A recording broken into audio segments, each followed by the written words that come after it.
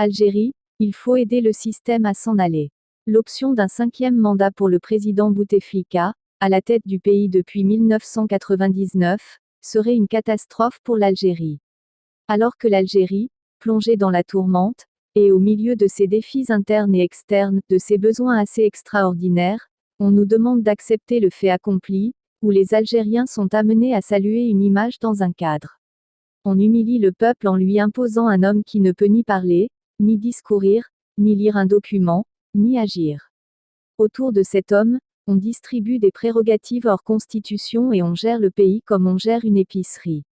Alors que le pays a besoin d'un homme qui travaille 16 heures par jour, qui prenne à bras le corps les problèmes, qui rassemble le pays, qui arrive à donner de l'espoir, un homme qui soit apte pour les enjeux dans le monde, qui soit un patriote qui défende le pays, tout simplement, un homme vivant, eh bien, on veut nous faire croire que l'Algérie pourrait être gérée simplement par des mots, que le pays peut être géré par un homme inexistant.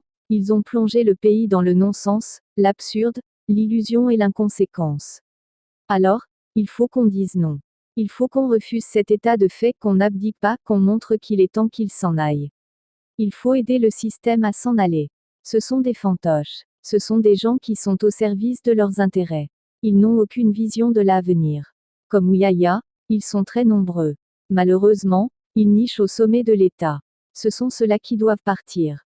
C'est là qu'il y a un complot contre l'État et que Bouteflika a comploté contre l'Algérie, lorsque l'on met devant l'opinion publique des hommes sans envergure, sans compétence. Quelle image on donne aux jeunes Algériens? Ils sont complices. Ils ont pris en otage un homme, parce que lui-même est otage de lui-même, parce qu'il a eu un fantasme qui est celui de mourir président. Le reste ce sont des brigands. Ils savent tout qu'ils sont dans la forfaiture. Ils savent tout qu'ils sont en train de mener le pays à la casse. À propos de la candidature du général à la retraite Ali Guedri. La classe politique libérale peut ressentir que c'est un homme qui peut la tracter, qui peut faire basculer une bonne partie du système, pour qu'il y ait un départ d'un régime, mais pas l'effondrement d'un État. Le peuple est dans un tel état de refus de ce qui se passe qu'il a besoin de croire en quelque chose. On lui dit que cet homme peut mettre fin au 5e mandat, le peuple en a envie. On ne va pas aller contre cette envie-là. Ahmed Gaïd Salah a-t-il lancé la chasse aux officiers pro-Guédiri? Le vice-ministre de la Défense Ahmed Gaïd Salah ne supporte pas qu'une casquette ne dépasse. En ce sens, il a particulièrement la dent dure contre le candidat Ali Guédiri. La preuve. 13 officiers soupçonnés d'avoir pris contact avec le général à la retraite ont été arrêtés et mis au secret.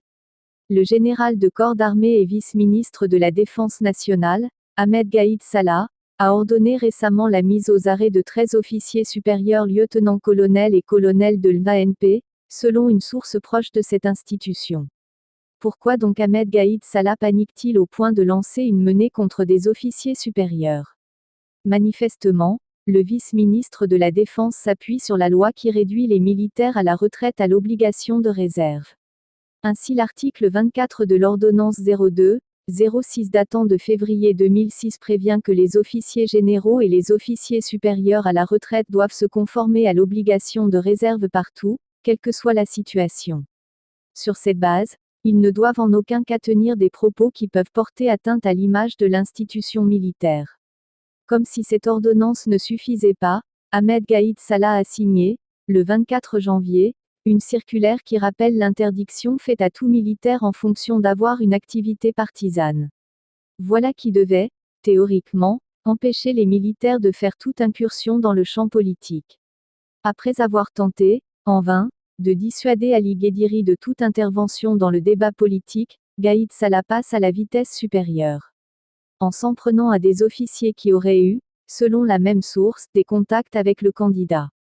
Ces 13 officiers croupissent dans leurs cellules depuis plusieurs jours sans que l'opinion publique ne soit informée de ce fait unique dans les annales.